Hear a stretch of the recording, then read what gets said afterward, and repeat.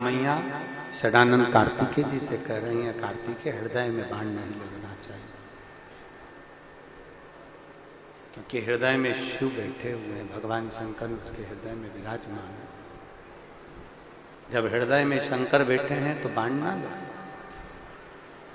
और बहुत सुंदर शिव महापुराण का चरित्र कहता है, संपूर्ण विश्व के अंदर जितने भी मनुष्य निवास करते हैं, मानव रहते हैं, जितने भी मानव संपूर्ण विश्व में निवास कर रहे हैं, सबके भीतर, सबके अंदर ईश्वर का एक प्रतिबिंब है।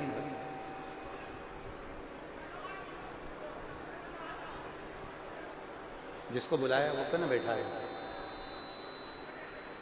ईश्वर का एक प्रतिबिंब है। सबके भीतर भगवान शंकर विराजमान, सबके भीतर शिव विराजमान। इसलिए शिव महापुराण की कथा कहती है कि किसी के हृदय को घात ना लगे, किसी के हृदय को ठेस ना पहुंचे। फिर एक बार बोलेंगे, वाणी ऐसी बोलिए, जम के बोलो जरा, वाणी ऐसी बोलिए मन का आपा होए। हमारे शब्द से, हमारी वाणी से, हमारे द्वारा, अपने द्वारा किसी को हृदय में, भाव में कहीं भी किसी को ठेस ना हो। किसी अपने शब्दों से, अपनी वाणी से, अपने भाव से किसी को ठेस ना हो। महाराज तारकासुर को मारने के लिए षडानंद कार्तिकेय चले, तारकासुर का संहार किया, हृदय में बाण नहीं छोड़ा, हृदय में बाण नहीं। और तारकासुर का संहार किया। तारकासुर के 3 बेटे थे, 3 पुत्र हैं तारकासुर।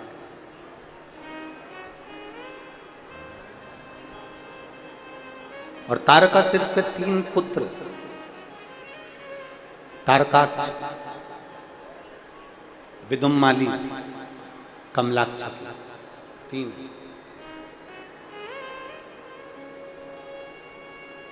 और तीनों बड़े विचित्र।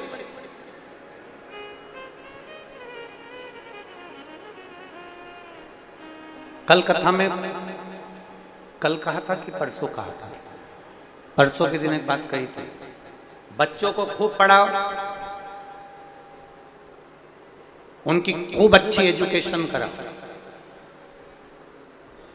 बच्चों के लिए खूब मेहनत करो,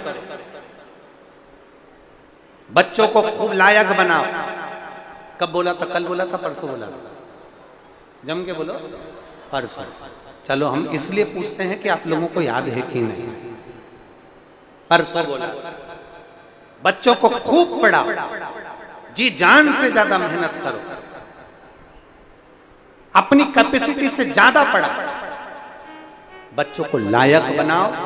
पर शिव महापुराण की कथा कहती है, बच्चों को इतना भी लायक मत बना देना कि वो अपने माता पिता को नालायक समझने लगे। परसों की कथा में कहा था, बच्चों को इतना भी लायक मत बना देना, संस्कारों से विहीन मत कर देना कि वो अपने माता पिता को नालायक समझने लगे कि मम्मी तुम चुप रहो, पापा तुम चुप रहो, तुम्हें अकल नहीं है, तुम नहीं बोलो, मम्मी तुम फालतू की बात मत करो, माँ तुम चुप रहो, पापा तुम चुप रहो। जो बच्चे अपने माँ बाप को चुप करना चालू कर दें तो समझ लेना तुमने अपने बच्चों को लायक तो बनाया, पर संस्कारों की कमी ला दी, इसलिए तुम्हें नालायक समझ। संस्कारों की कमी मत आने देना। बच्चों में जितने संस्कार होंगे तो बच्चे तुम्हारा अगर आज आदर कर रहे हैं तो जिंदगी में उन बच्चों का भी आदर होगा। अगर आज आदर कर रहे हैं तो उन बच्चों का जिंदगी में आदर होता चले जाएगा।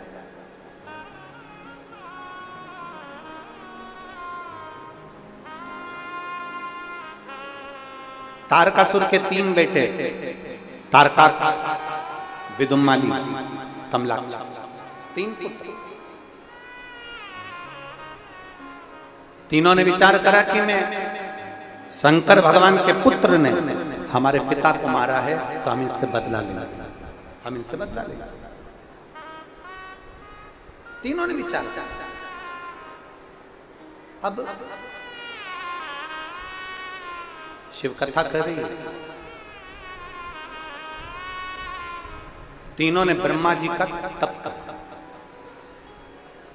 और ब्रह्मदेव से तप कर कर उन्होंने वर प्राप्त करा कि हमें वर दीजिए कि हमारे प्राण ना छूटे,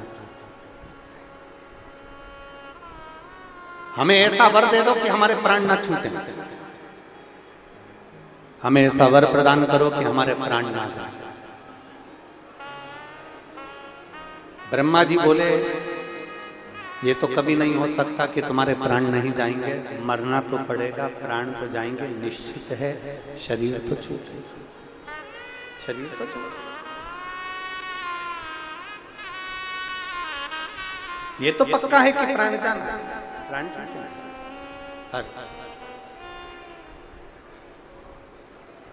तुम कोई और वर मांगो।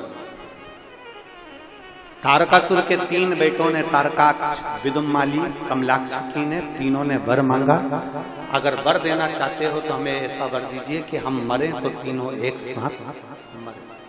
ब्रह्मा जी ने कह दिया तथास्तु, ठीक है, हम तुम्हें वर प्रदान करते। अब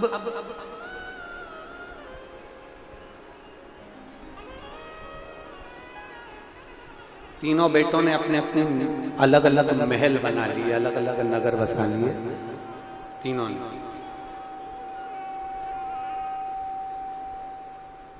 और तीनों ने अपने अपने नगर बसाए, तीनों ने अपना अपना महल बनाया, 3 पुरियों का निर्माण कर दिया, 3 पुरियों का निर्माण। तीनों में निवास, तीनों ने उपद्रव मचाना प्रारंभ कर दिया। भगवान शंकर से जाकर देवताओं ने विनती करी कि इन तीनों को मारने के लिए कोई उपाय सोचिए। शंकर भगवान ने कहा तुम 33 कोटि देवता पशु बन जाओ, मैं तुम्हारा पति बन जाता हूं, और तुम देवता दौड़ते दौड़ते इन तीनों को इकट्ठा करना, मैं इनका संहार कर दूंगा, तुम चिंता मत करो। सारे देवता मिलकर पशु बन गए और शंकर भगवान उनके पति बन गए।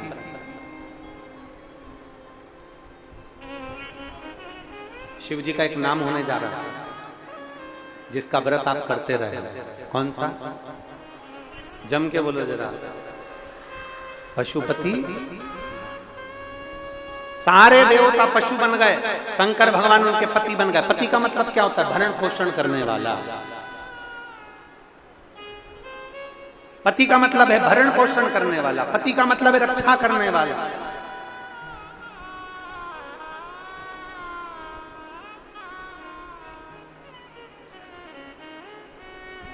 रक्षा के प्रति जागरूक होने वाले बन गए पशु। और शिव जी एक बड़े नंदी का रूप ले लिए, बड़े नंदी का, और जितने देवता थे वो छोटे पशु बनकर भागे। तारकाक्ष, विदुम्माली, कमलाक्षी, तीनों को इकट्ठा करा, तीनों को एकत्रित करा। अब तीनों को एकत्रित करा और जो शंकर भगवान ने तीनों को खदेड़ना प्रारंभ करा, तीनों को मारना प्रारंभ करा, इतनी देर में तारकाक्ष ने नीचे से निकलकर भगवान नंदी के शीश को काट दिया। जो भगवान पशुपति नाथ का शीश कटा वो नेपाल में जाकर गिर गया और डोलेश्वर महादेव पशुपति नाथ के नाम से पूजायमान हो गया। शंकर जी का जो नंदी का धड़ कट कर गिरा वो केदारनाथ जी के रूप में विराजमान। और भगवान देवादिदेव महादेव ने ये विचार करा कि आज नहीं मरे तो कभी नहीं मरेंगे। अगर इनके प्राण आज नहीं गए तो ये कभी मरने वाले नहीं है। शंकर भगवान अपने असली स्वरूप में आए, उन्होंने त्रिशूल लेकर तीनों को मारने का प्रयास करा। जैसे ही मारने का प्रयास किया विदुम्माली पीछे से निकल गया। जैसे ही विदुम्माली पीछे से निकला, तारकाक्ष कमलाक्षी को तो भगवान ने मार दिया, विदुम्माली को पीछे से त्रिशूल के भाग से उसके प्राणों को हर लिया। जैसे ही प्राणों को हरा 33 कोटि देवताओं ने गर्जना करी, बोल पशुपतिनाथ भगवान की।